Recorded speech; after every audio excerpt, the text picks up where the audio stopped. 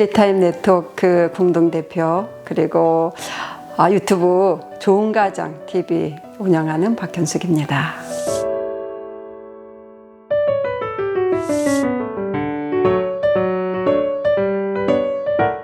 부부가 처음에는 서로 좋았다가 소원해질 수가 있어요.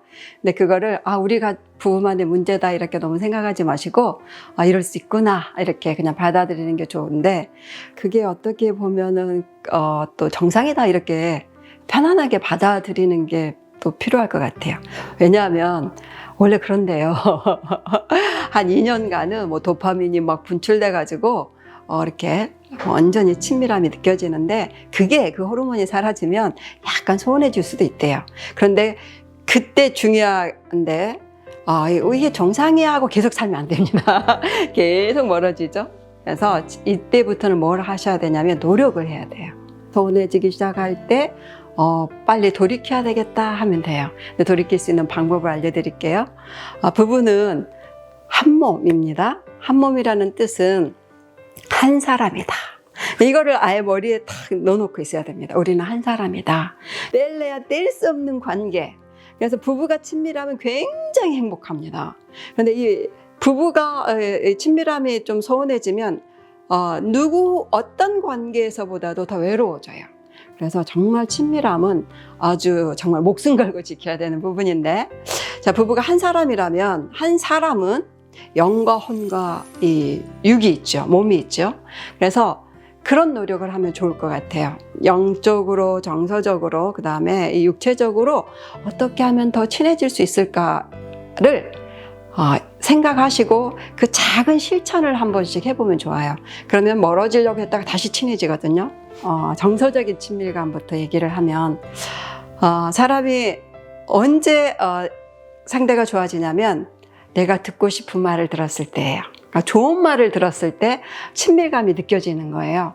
그래서 서로가, 부부가 우리 남편은 무슨 말을 들었을 때 기분이 좋아지지? 우리 아내는 무슨 말을 들었을 때 기분이 좋아지지? 이렇게 생각하시면서 그 얘기만 해줘도 돼요.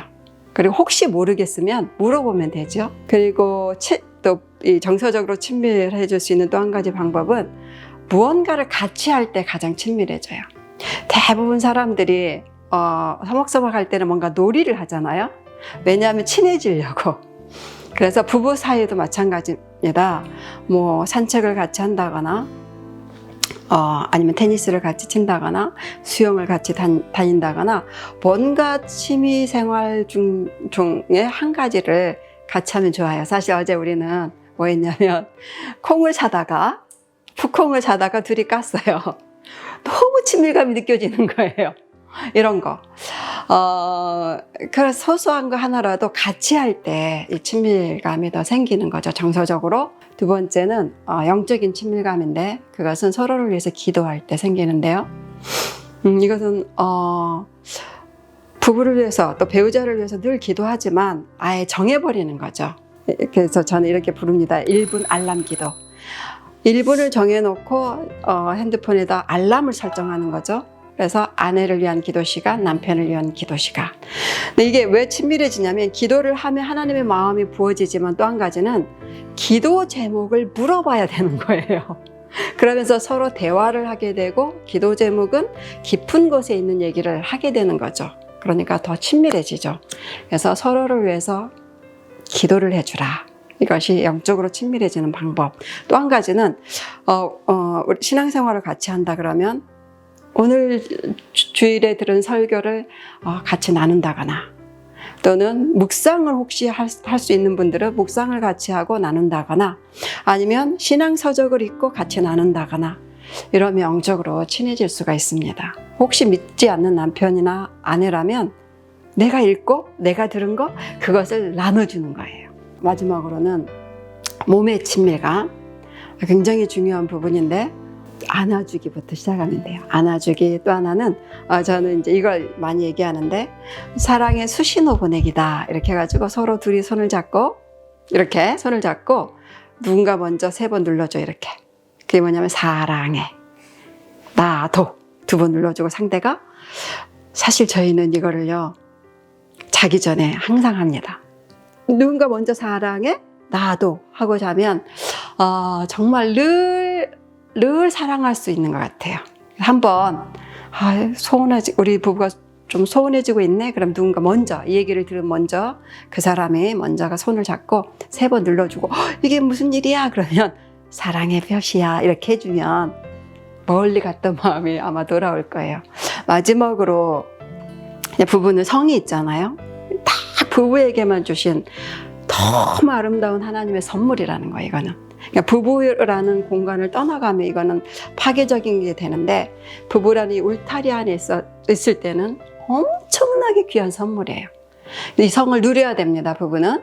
그런데 어떻게 누릴까?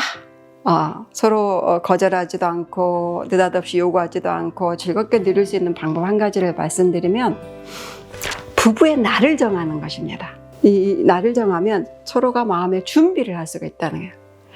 느닷없이 요구를 하거나 거절하지 않아도 되는, 오늘은 부부의 날이야, 우리 둘이 정했잖아, 그러면 서로 아침부터 준비를 할 수가 있어요. 그래서 행복하게 부부의 성생활을 할 수 있어서 친밀함이 엄청나게 다시 돌아오겠죠. 왜 관계가 멀어지냐면 이 작은 실천을 안 하기 때문에 멀어져요. 그래서 이 멀어진 관계를 다시 친밀하게 하는 방법도 사실은 작은 데 있다는 것입니다. 커다란 게 아니라 아주 작은 거, 손 한번 잡아주고 한번 안아주고 좋은 말을 해주고 이렇게 하면서 다시 친밀함이 생길 수 있고, 오히려 부부는 점점 살아갈수록 친밀해지는 것이 정상입니다. 그거를 생각하시고 어떻게 하면 더 친밀해질까를 더 많이 생각하시고 노력하시면 끝까지 친한 부부로 살아갈 수가 있다, 이렇게 생각합니다.